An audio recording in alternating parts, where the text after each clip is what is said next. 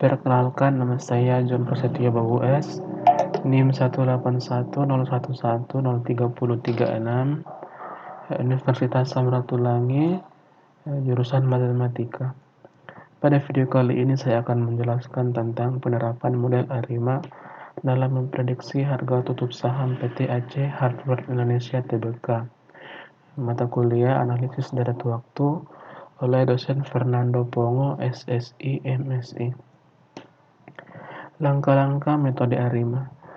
Dalam langkah-langkah untuk menerapkan model ARIMA itu ada 4 langkah penting. Yang pertama, mengidentifikasi model. Yang kedua, menaksir parameter model. Yang ketiga, melakukan diagnostic checking atau uji diagnostik. Dan yang terakhir itu kita melakukan forecasting. Langkah pertama yaitu identifikasi model. Yang pertama kita lakukan adalah kita perlu menyiapkan data yang ingin kita analisis menggunakan metode ARIMA. Pada video ini saya menggunakan data harga tutup saham PT Aceh Hardware Indonesia yang dimulai pada tanggal 2 Juni 2020 sampai dengan tanggal 30 September 2020. Itu sebanyak 84 data. Selanjutnya kita buat plotnya untuk data harga tutup saham. Berdasarkan gambar plot data tutup saham tersebut, dapat dilihat data awal pada tanggal 2 Juni 2020, harga tutup saham sebesar 1.475. Kemudian mengalami kenaikan pada 3 Juni 2020 sebesar 1.500, dan kemudian harga tutup saham mulai mengalami naik turun, lalu mengalami kenaikan ulang sangat signifikan pada tanggal 16 Juni 2020 sebesar 1.570. Lalu harga tutup saham mulai naik turun lagi sampai pada tanggal 15 Juli mengalami kenaikan yang sangat signifikan sebesar 1.680. Kemudian mengalami penurunan yang sangat drastis pada tanggal 20 Juli 2020 sebesar 1.555. Harga tutup saham tertinggi sebesar 1.750 pada tanggal 30 Juli 2020. Kemudian harga tutup saham mulai mengalami penurunan secara perlahan sampai pada tanggal 30 September 2020. Dari gambar plot tersebut, dapat dilihat bahwa data mengalami naik turun atau berubah-ubah sehingga data menunjukkan pola tren. Data yang berbentuk pola tren adalah data yang tidak stasioner. Syarat utama untuk melakukan metode ARIMA itu datanya itu harus stasioner. Maka dari itu perlu dilakukan penstasioneran data agar dapat diolah menggunakan metode ARIMA. Untuk plot berikutnya ini yang menunjukkan plot data yang sudah stasioner. Plot ini didapatkan dengan menggunakan bantuan software Minitab dengan differencing sebesar 1. Langkah selanjutnya, pada tahapan identifikasi model, itu kita perlu memeriksa kestasioneran terhadap ragam. Untuk memeriksa kestasioneran terhadap ragam, pada Minitab, kita buat box plotnya untuk harga tutup saham.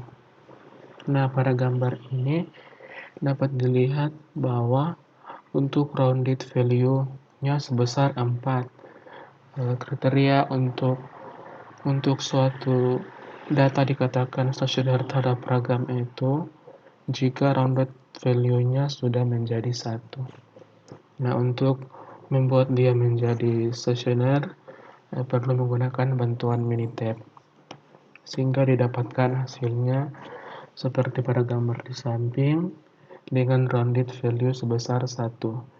Itu artinya bahwa data ini sudah stasioner terhadap ragam. Pemeriksaan selanjutnya itu untuk pemeriksaan kestasioneran terhadap rataan. Pertama kita tinjau dari plot autocorrelation function-nya. Pada plot tersebut dapat dilihat bahwa perilaku fungsi autokorelasi dari leg 1 sampai leg 2 perlahan-lahan mengecil mendekati 0. Ini menunjukkan bahwa plot tersebut belum stasioner terhadap autocorrelation function. Dengan bantuan Minitab didapatkan plot yang sudah stasioner yang ditandakan dengan koefisien HCF-nya menurun secara eksponensial menuju 0.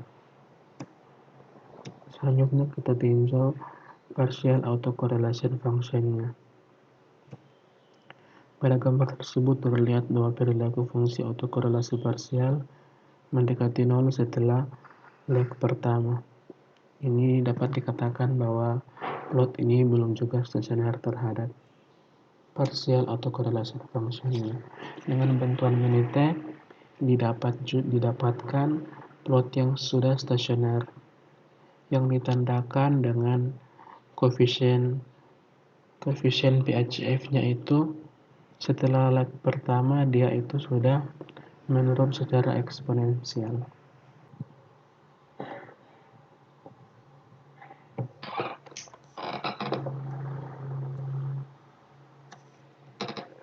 Untuk ORDP, D, dan Q itu kita menentukannya berdasarkan plot HCF dan PHCF. Karena pada plot tersebut untuk leg yang keluar hanya satu leg yang keluar dari selang kepercayaan untuk plot PHCF dan untuk plot HCF-nya, maka untuk ORDP dan ORDQ-nya itu berada pada 0, 1 atau ORDQ-nya itu 0, 1 dengan diferensi 1 kali. Maka model ARIMA yang mungkin berdasarkan ORDP, D, dan Q yang sudah didapat tersebut yaitu adalah pertama model ARIMA 011, yang kedua model ARIMA 110, dan yang ketiga model ARIMA 111. Langkah selanjutnya yaitu untuk menaksir parameter model.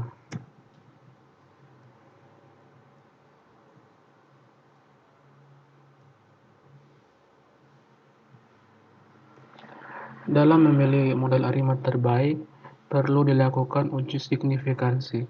Uji signifikansi dilakukan terhadap parameter AR dan parameter MA. Model ARIMA dikatakan memenuhi signifikansi jika p-value-nya kurang dari alfa, di mana alfa sama dengan 5% atau 0,05. Syarat yang kedua untuk menentukan model ARIMA terbaik adalah dengan melihat nilai mean square error.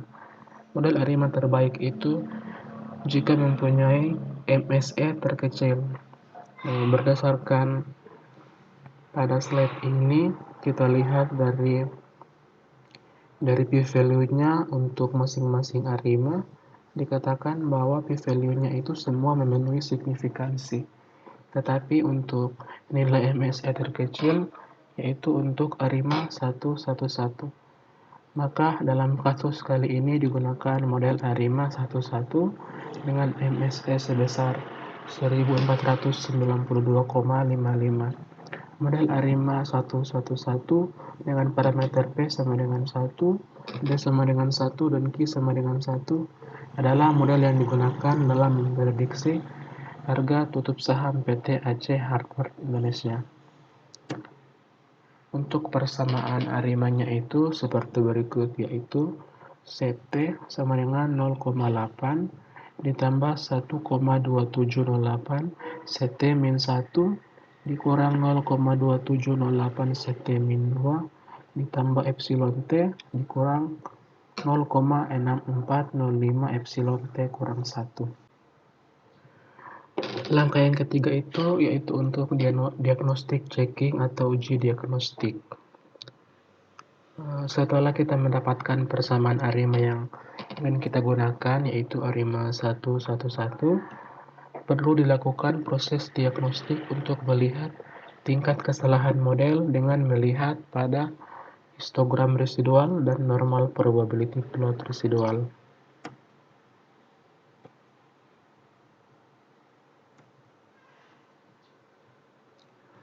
Pada gambar histogram residual, dia sudah membentuk diagram normal. Hal ini menandakan bahwa residual berdistribusi normal.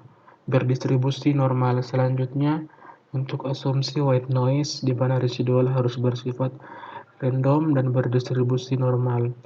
Pada plot normal probability dapat dilihat bahwa residual mengikuti garis diagonal yang mengartikan bahwa residual berdistribusi normal.